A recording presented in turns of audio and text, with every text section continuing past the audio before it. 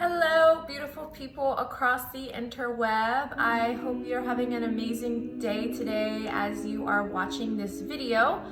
I am here to talk about the full moon in Aries. Surprise, surprise, also known as the blood moon or the hunter's moon. As we are moving into the fall season, it marks the period of the first full moon of the fall season.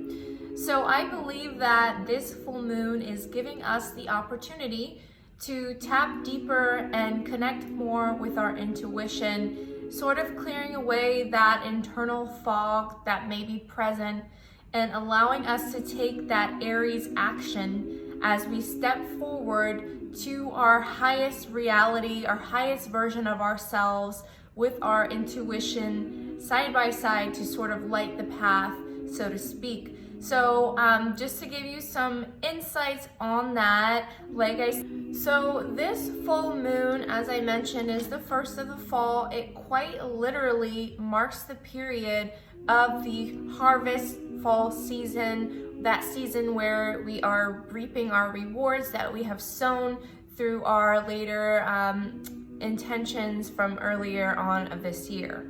So Aries is the first sign in the zodiac sign. So I believe that this full moon is giving us an opportunity to come to completion and to see the seeds that we've sown within the Aries season to blossom and to come into fruition in this season. So quite literally reaping the harvest that we have sown throughout the year. So quite literally the vibes that I am picking up from this full moon would be to evaluate your results and celebrate your achievements. So quite literally take a moment and stop and pat yourself on the back for all of the achievements and everything that you have accomplished within this cycle moving into the fall and winter period. So after you do this, this will give you some insight and clarity on how to move forward with that Aries action. Make sure that you are showing gratitude for the time and season that you are in. Now, we can't all be on go mode 24/7 all seasons of the year, so don't feel bad if you are in a rest period.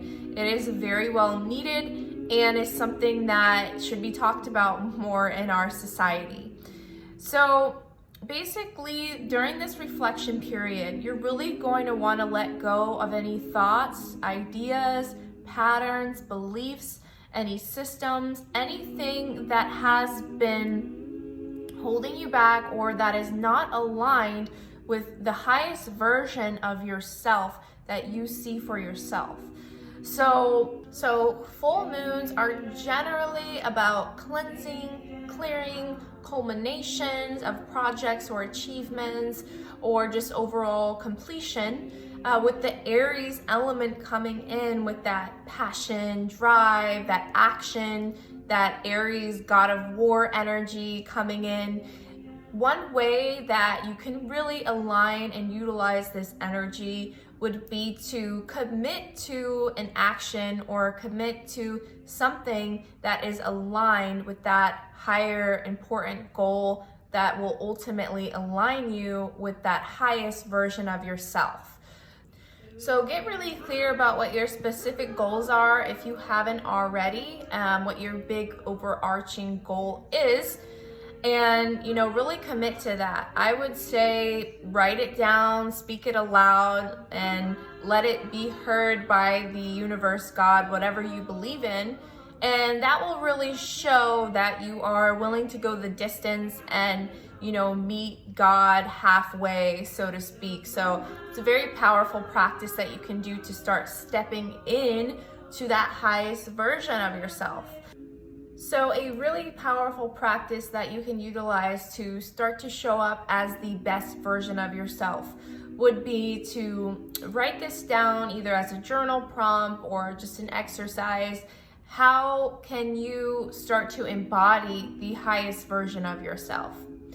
And just take a moment and get as detailed as you can and as specific as possible, and list the things that version of yourself does on a daily basis or a weekly basis. How many times do they go to the gym? What does their diet look like? How much water do they drink? Do they take vitamins? Do they read books? What's their personality like? Try to get as detailed as possible.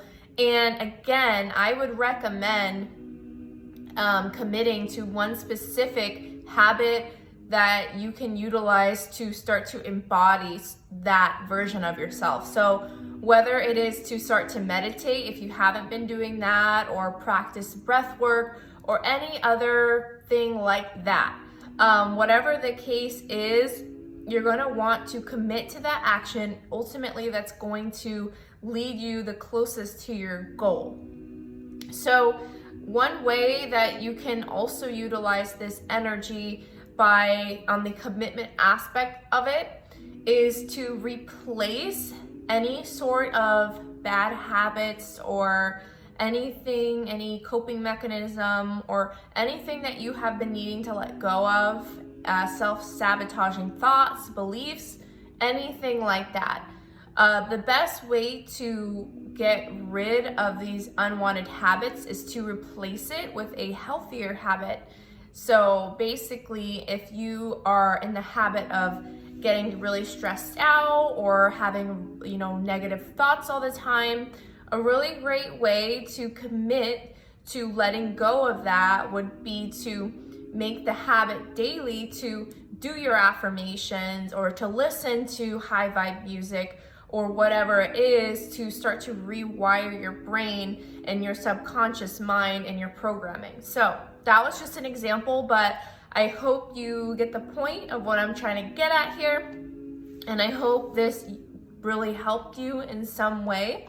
Now we do have the new moon after this full moon coming up in Scorpio on the 4th of November, I believe. Yes, on the 4th of November.